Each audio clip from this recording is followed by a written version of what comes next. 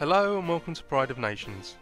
In this walkthrough we will take a look at one of the major powers of the Victorian era, namely France.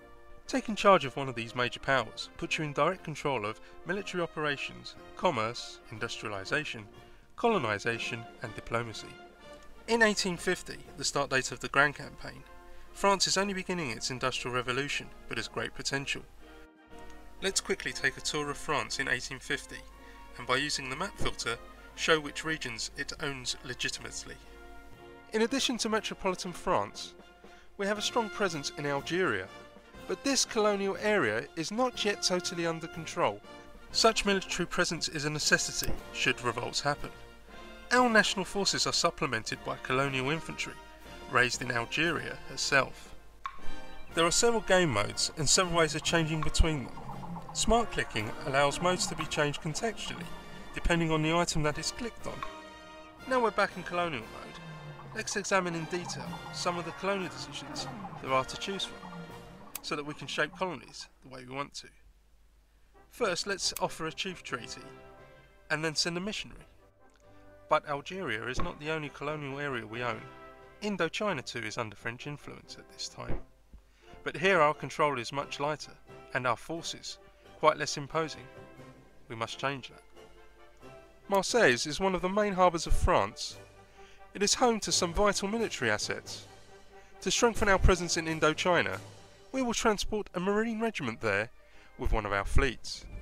It is easily done by dragging and dropping, as you can see. Planning movement across the map does not have to be a chore. Simply select the assets you wish to move. Jump to the area of the map that you wish them to move to, and then drag them to the destination. Luckily for us, we already have some soldiers to deploy in Indochina. Let's disembark them, then move the fleet to resupply in Saigon. As you can see, you can plan several coordinated moves in advance. As our national market is rather large, our population would undoubtedly enjoy more diverse food types. So let's build a rice paddy in Indochina, knowing that our soldiers will protect our assets there. Fortunately, we already have troops within the vicinity. As the revolt filter shows us, that area is not totally pacified. Plus Siam, the neighbour of Indochina, could quite easily invade our colony. Now let's check on the economic situation. Let's head back to France to see what our needs are. This is easily done with the assets balance window. It seems France has a serious shortage in coal, as depicted by the red line in the coal graph. The key to commerce is maintaining a powerful merchant fleet. Merchant fleets need coal. Since Great Britain produces a surplus of coal, it'll be a good idea to purchase some from her. In Pride of Nations, commerce is handled by trade zones. Let's open up the UK's trade zone, which is covering the British Isles in red. The British do sell coal, so it's a good idea to buy some from them.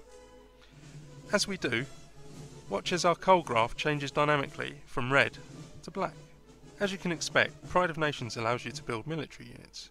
Valid locations where specific units can be built are colour-coded on the map. Only units that can be afforded can be deployed, while availability of some units is restricted by geography. You wouldn't expect to recruit Scots in British India, for instance. A nice fact about the military system is that units appear immediately on the map, but they are very weak. It also means that should you stumble on an enemy harbour with ships in construction, it is possible to capture them. Pride of Nations has been designed to please all kinds of players.